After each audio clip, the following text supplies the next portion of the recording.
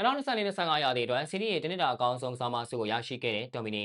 အားလုံးပဲမင်္ဂလာပါများဦးဆန်းဖူဘောရှိုးကနေပြန်လည်ကြိုလိုက်ပါတယ်။နာပိုလီရဲ့ကွင်းလယ်မှာခင်အားကျနေတဲ့ကစားသမားမတ်ဒေါ်မီနီကတော့2024-25 ရာသီအတွက်မင်းညာကအီတလီရဲ့ဂလာဒီယိုကလစီယိုမှာပေးရချီးမြှင့်တဲ့အကောင်းဆုံးဆောင်းပါးစုကိုလက်ခံရရှိခဲ့ပါတယ်။ဒီစုကဒေါ်မီနီရဲ့ကစားသမားဘဝမှာနာမည်တစ်ခုတွင်စေမဲ့ဆုဆွန်လည်းမှားမယ်မထင်ပါဘူး။မန်ချက်လက်တက်မှာခြေစွမ်းပြဖို့ရုန်းကန်နေရတဲ့ဒေါ်မီနီကအခုလိုဆုရခဲ့တာကသူ့ဘဝအတွက်အမိုက်တရဖြစ်စေခဲ့တာဖြစ်ပါတယ်။ဒေါ်မီနီကဒီဆုကိုရဖို့အတွက်ထိုက်တန်နေသူဖြစ်ပါတယ်။ပြီးခဲ့တဲ့နှစ်ကမှယူနိုက်တက်ကနေနာပိုလီကိုပြောင်းရွှေ့လာသူဖြစ်ပြီးတရားဒီထဲမှာပဲနာပိုလီကိုစီးရီးရဲ့ချန်ပီယံဖြစ်အောင်ထမ်းတင်ပေးခဲ့တာဖြစ်ပါတယ်။ဒေါ်မီနီကမန်ချက်စတာယူနိုက်တက်ရဲ့အကယ်ဒမီထက်ကစားမတယောက်ဖြစ်ပြီးအသင်းမှာ9နှစ်တာပေးဆက်ကစားခဲ့သူဖြစ်ပါတယ်။ဒါပေမဲ့အသင်းနဲ့အောင်မြင်မှုကြီးကြီးမားမားမရခဲ့တယ်လို့တမန်ကွင်းလယ်ကစားမတယောက်ထက်မပိုခဲ့တာဖြစ်ပါတယ်။နာပိုလီကိုပြောင်းဖို့ဖြစ်လာခဲ့တာကလည်းယူနိုက်တက်မှာခြေစွမ်းပြဖို့ရုန်းကန်နေရတာနဲ့အညီနီးပြရဲ့ကစားကွက်မှာပါဝင်ဖို့အဆင်မပြေတော့တာကြောင့်ပြောင်းရွှေ့ခဲ့တာဖြစ်ပါတယ်။ဒိုမီနီအတွက်ကတော့တရားမကောင်းသူကောင်းမဖြစ်ဆိုတဲ့စကားကမှန်ကန်ခဲ့တာဖြစ်ပြီးအီတလီမြေကိုရောက်လာတဲ့အချိန်မှာတဟုန်တိုးတောက်လောင်ခဲ့တာဖြစ်ပါတယ်။အခုဆိုရင်နာပိုလီနဲ့အတူအချိန်တော်အတွင်းအောင်မြင်မှုများစွာစုကူးထားသူဖြစ်ပြီးပြီးခဲ့တဲ့နှစ်ကဘောလုံးတရားစုစကားရင်ဆင်းမှာလည်းပါဝင်ခဲ့တာဖြစ်ပါတယ်။ယူနိုက်တက်မှာဖီယားရီအောက်